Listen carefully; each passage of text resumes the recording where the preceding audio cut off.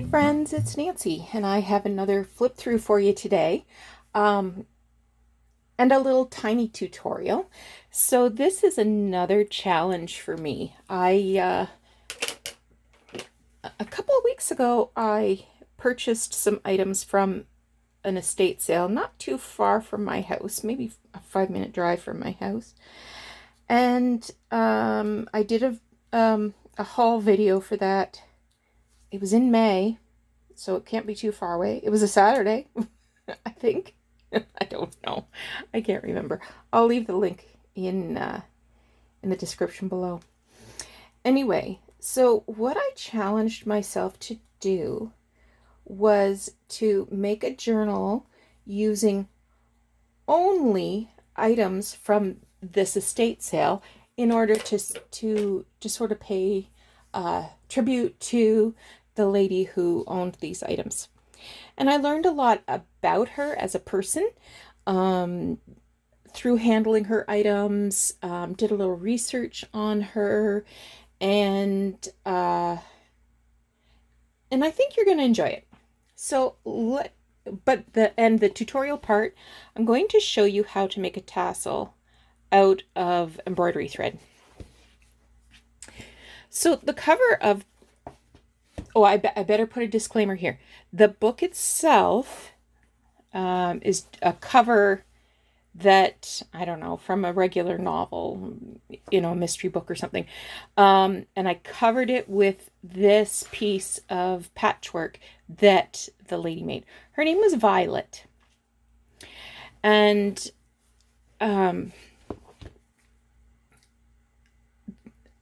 when I sorted through her things, there were some books in there, but they weren't books I was going to use in my own personal junk journaling, so I got rid of them. And then afterwards, when I thought, I want to do this challenge, I was kind of a little mad at myself that I got rid of those books. So I grabbed another book cover to make the outside of the journal. Although everything that's covering it is this patchwork is violets. And the other thing that is not violets is the fabric that's inside the cover. So this is vintage feed sack fabric. And it's from my own collection. I used it to sew the signatures to and cover the inside. So it has 5 signatures. I forget how many pages. I'll have to do a count later.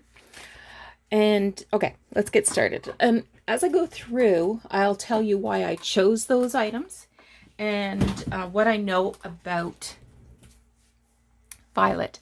So Violet was 2017 Senior of the Year for Kitchener. There was a picture in the newspaper of her. She was still volunteering at St. Mary's General Hospital at the age of 99. And St. Mary's Hospital is just down the road from me. 2.5 blocks down the road from me. She was born in 1917, which was the same year as my grandmother. So she was an excellent seamstress, which is evidenced by this beautiful piece of patchwork that I used to cover the journal, and was very interested in needlework of all kinds, including sewing for her daughter Judy, and in particular, she loved smocking, English smocking. So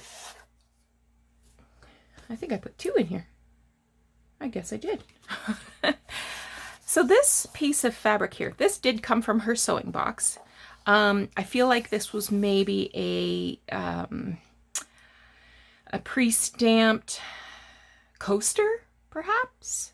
So it would be embroidered and then backed with something to make a coaster. Both front and back has one of those, which I've sewn in to make a pocket. These file folders, or not file folders, but file index cards, file things. These came out of Violet's recipe box. There was a wooden box of recipes that were among her things. So one of the books I did keep was a book about English smocking, and I took illustrations out of there and just covered the fronts. So there's lots of room for journaling. On this one, I did just a little collage. So this was a recipe for German Lebkuchen. And this came from the front of a very early McCall's pattern. I believe it was 1939 or something. I'm just trying to see if I've got the date, but I don't. So I fussy cut that from the front of the pattern, and it has a little smock dress on it. So I've just tucked those in the pocket. Each signature, it has a fabric tab.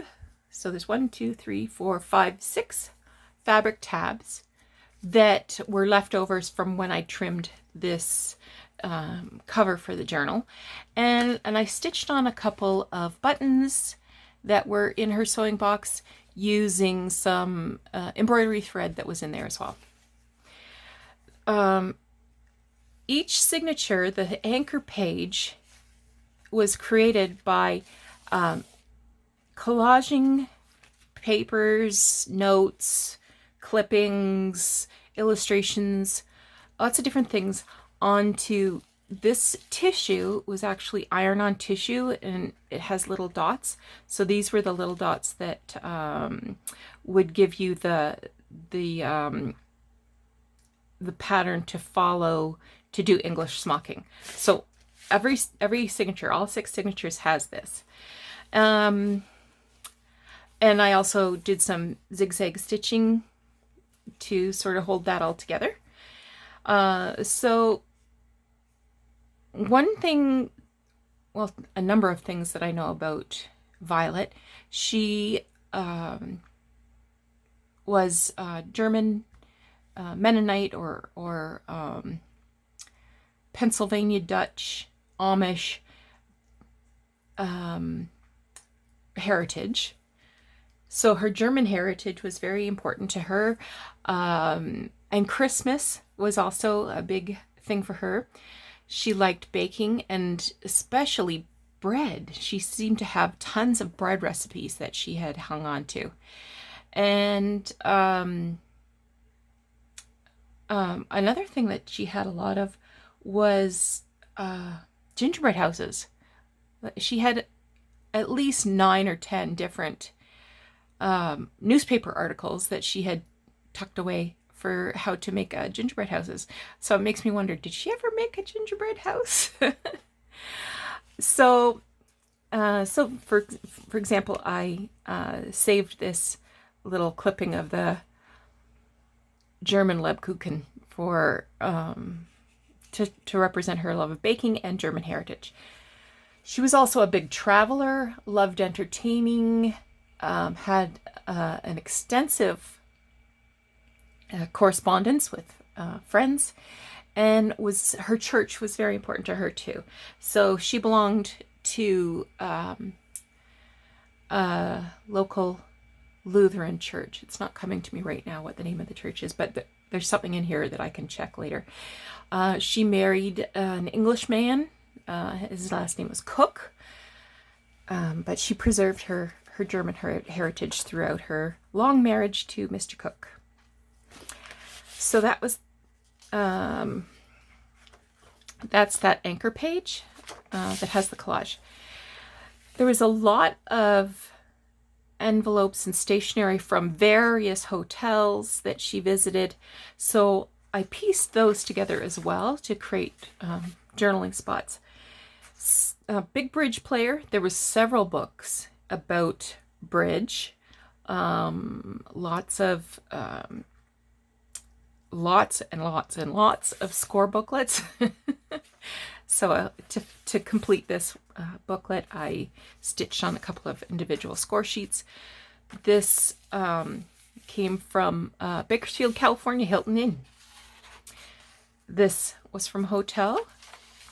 This is, this was about wassail and punch bowls.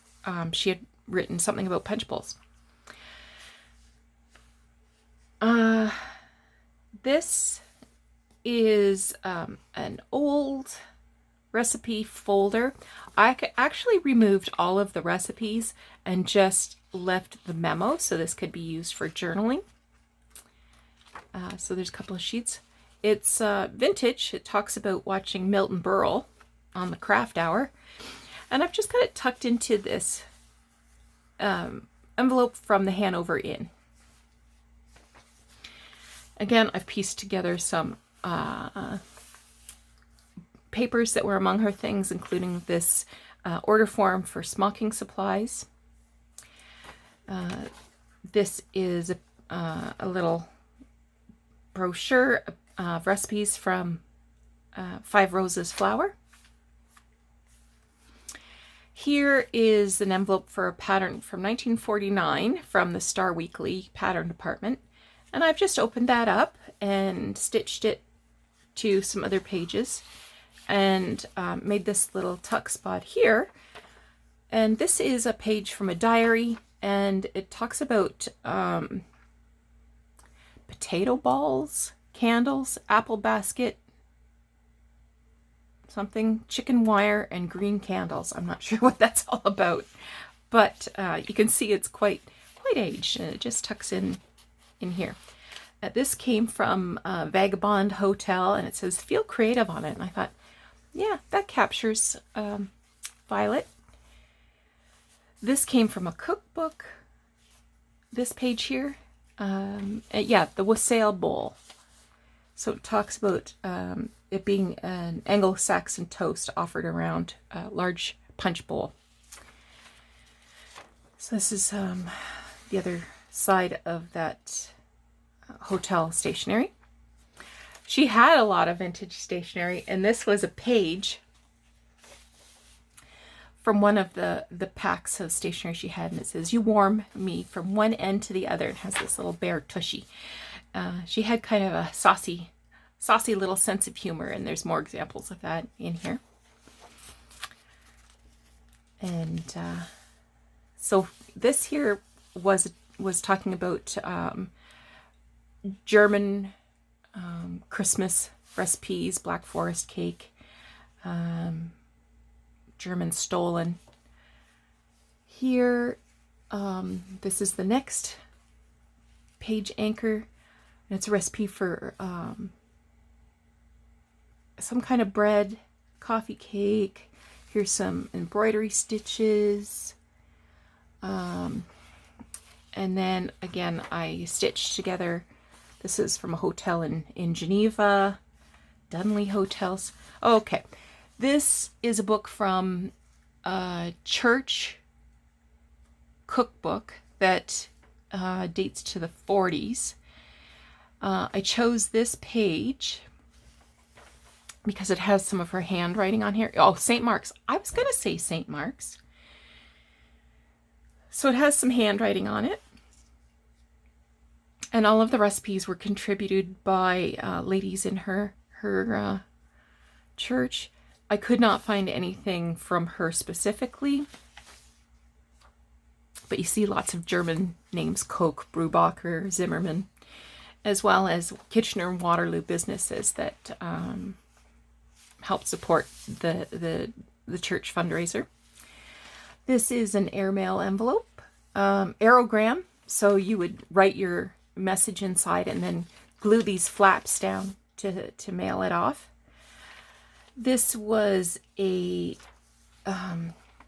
magazine page. She had just pulled out the magazine pages for the purposes of keeping the English smocking details. This was from a recipe book. It says breads and sandwiches. And again, she was a huge keeper of bread recipes. I hope she was a good bread baker.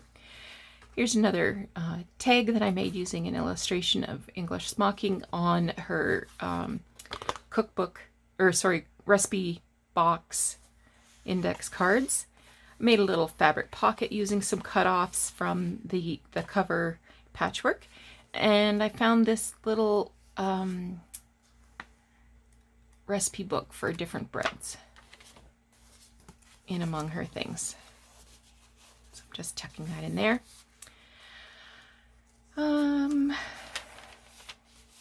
There's that aerogram. And there's some more handwriting down here. How to make coconut tarts. Mutual Life of Canada. She worked for many years for 2 different life insurance companies, I believe. And both of them, I believe, were founded in Kitchener-Waterloo. This is from Los Angeles, Ramada Inn.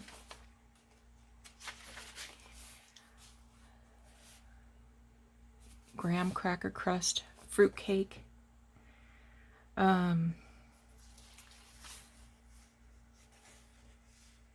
This talks about kneading, so it's got to be a bread raisin. I just saw the word raisins, so it's got to be some kind of a dried fruit bread or something. Little piece of magazine. I think this was also Germany, or no, Switzerland, I'm not sure. Hotel. This was a vintage piece of lined paper. Magazine about baking bread.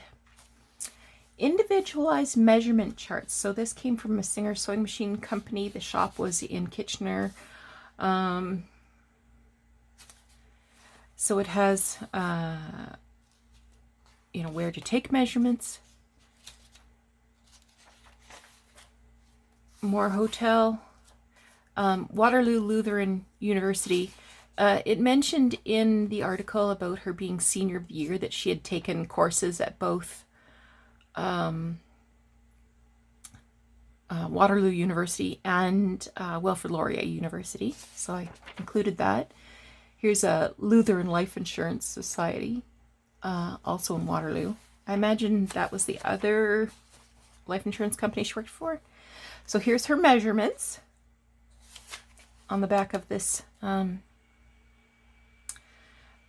card from the Singer Sewing Center. So this looks like children's printing. So maybe her daughter wrote this down. And so this is lowest to highest for playing poker. And as I said, there was lots and lots of playing cards, tally sheets. She liked to play cards.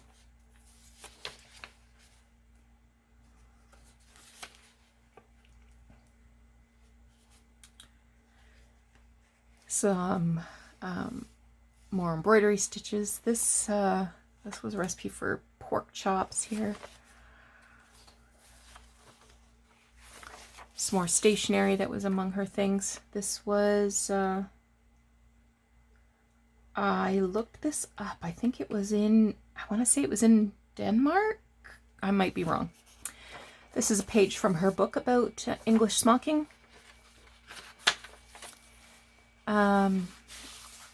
This is another piece of stationery from the Bavarian Inn. So I made another journaling card. And this is a note card. It's called the dough tray. And this can be opened right up for journaling. And on the back it has a recipe for Dutch sticky buns. So it says the good old Pennsylvania Dutch recipe. Well, we know they're not Dutch. Deutsch for German. York, Pennsylvania is in the middle of Pennsylvania Dutch country. I've visited there. Washington Hilton. Here's a letter from her friend from 1947. And here it says, here's my 2 cents worth. And it has two skunks. And she talks about some sewing instructions, and that she had sent a sample for her to look at, and talks about Judy having her tonsils out. More hotel stationery. This was some stationery from her collection. This was a used score tally from Court Whist. So I've just used that as a tuck spot. So here I made another card, journaling card, and this was it says coffee etiquette. So it's a little brochure pamphlet, and I think I chose it because it reflects her desire to be a hostess and welcome friends and entertain. Festive German bread. Here's a little tear out from a newspaper. This was about drying flowers, and it was a little notebook. This little recipe book was probably another church fundraiser or something. And again, it says Dutch Delights, but we know that they're referring to Mennonites or Amish people. And this was just the cover. This was pulled from a magazine for Christmas bread and fruitcake and making centerpieces. Some instructions on doing embroidery, specifically smocking. This was a ditto. Remember dittos, mimeographs, about drying and preserving flowers? She had 2 of these, actually. This was a pamphlet from the School of Smocking in Toronto. And I found, here's another little diary page. It's blank on the back. I feel like this is maybe notes about maybe a Christmas bazaar that she was organizing with her church group, because it talks about angels and pincushions and cookie jars,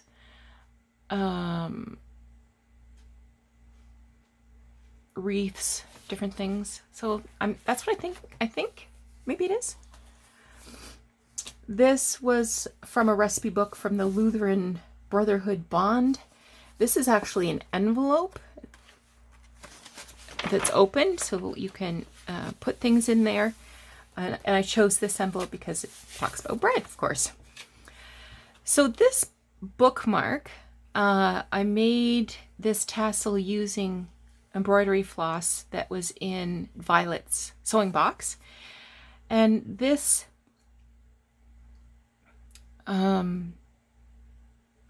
it's sort of a plasticky sort of ruler bookmark thing, was among her cooking items, and it comes from Schneider's. So Schneider's was founded here in Kitchener,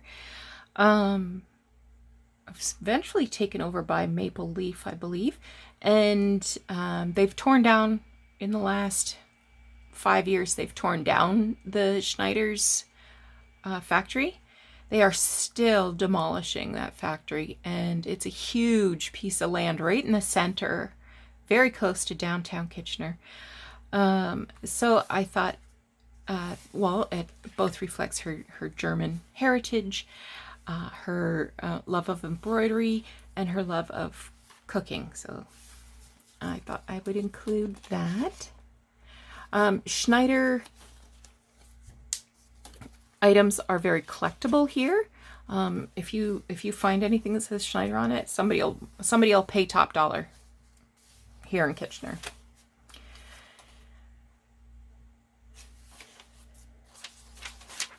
More smocking designs.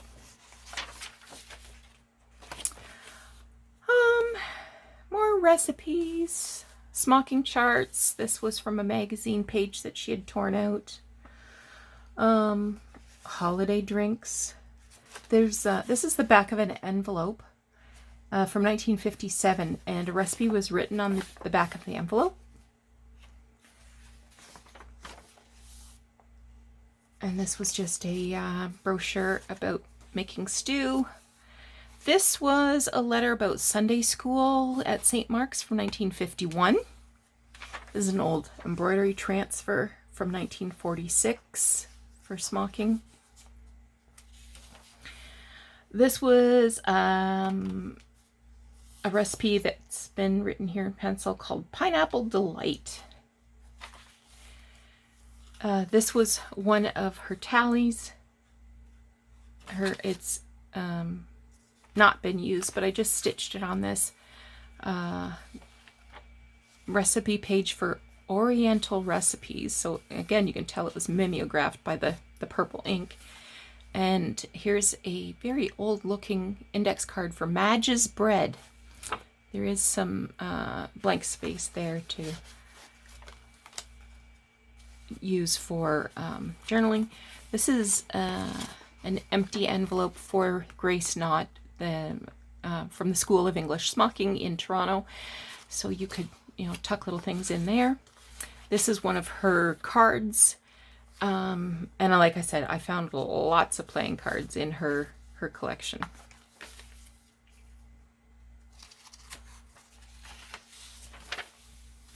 The back of that sewing pattern. I'm not sure. It says 1.5 inches less yoke.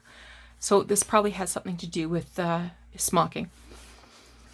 This envelope came from,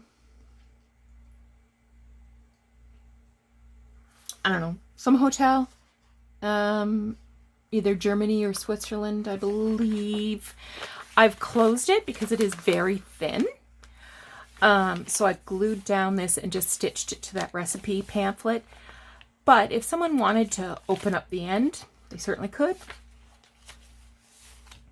This is the back of the envelope that had that recipe written on it from 1957, Hagerstown, Maryland.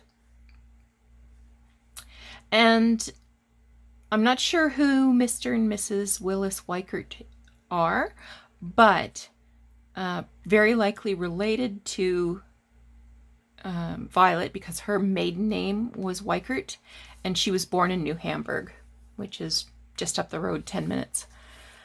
So that is Violet's journal. She is about 6.5 inches by a little more than 9.5. Okay, I want to show you how to make a tassel. So like I said, there was plenty of embroidery thread still in her collection. I got lots of this green, so let's use the green. So I'm just going to pull off, let's say 18 inches maybe. Oh, I guess that's 24 inches, whatever. And I will take about half of that, 9 or 10 inches, and I will pull off one end of the paper wrapper, open this up,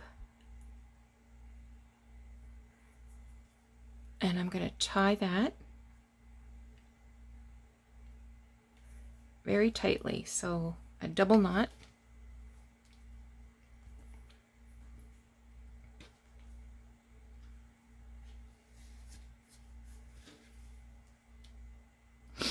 You could make two at the same time by tying a piece of string around the other end as well, but I'm just going to do one because it's a little tutorial. And I'll tie a knot here and trim it down.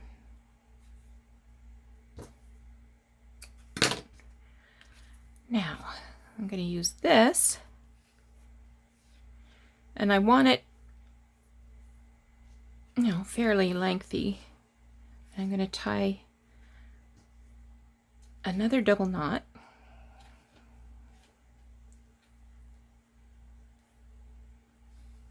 So I want it to be about the same length as the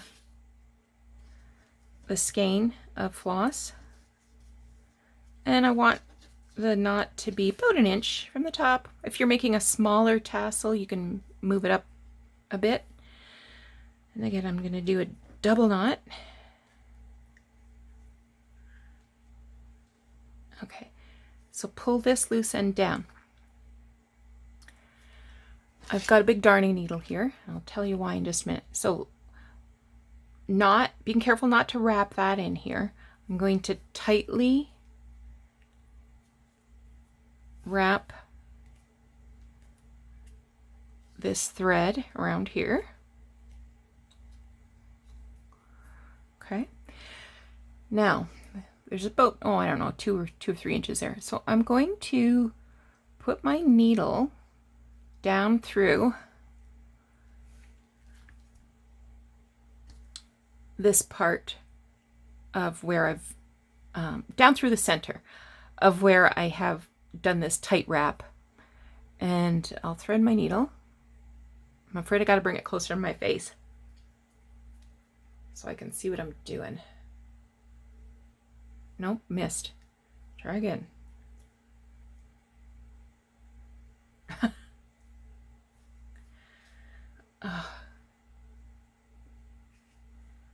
Getting old is not for sissies. Okay. So I've got it threaded on that darning needle. And I'm going to pull that loose end right through. Okay.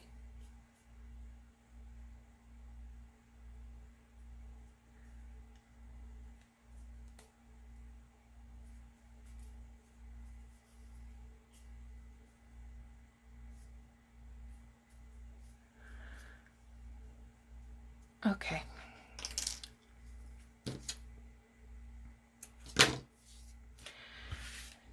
Sort of comb those. Let me help me and I'll give you a surprise. Oh, hold on, I gotta pause. What? Sorry about that. Hubby just came in with groceries and hollered if I came and helped him. He had a surprise for me. He brought me a tea. Okay, so comb down the strands and then using very, very sharp scissors, cut it. So, and that's how you make a tassel. You can cut it shorter, you can cut it longer, however you want to do it. Anyway, so thanks so much for watching this video. And I have listed this junk journal for sale on my Etsy shop. If this is something you're interested in, go take a look. And yeah, we'll talk to you again soon. Take care.